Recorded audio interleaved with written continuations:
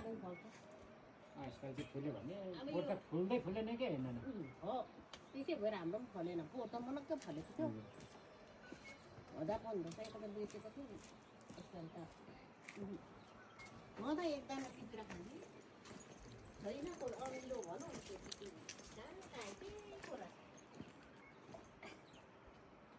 खान्छ किछामा सुन्तला खान्थ्यो कि टिपिदेऊ न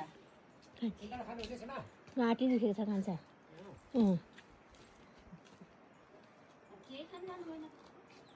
होइन कान्छी टन्न हामी खाएर आएको फेरि चिसो लागेको छ कि घाँटी दुखिरहेको छ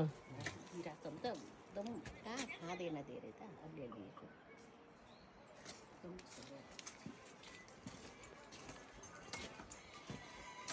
मेरो त अब पैसामा कन्टिङतिर चाहिँ हुन्छ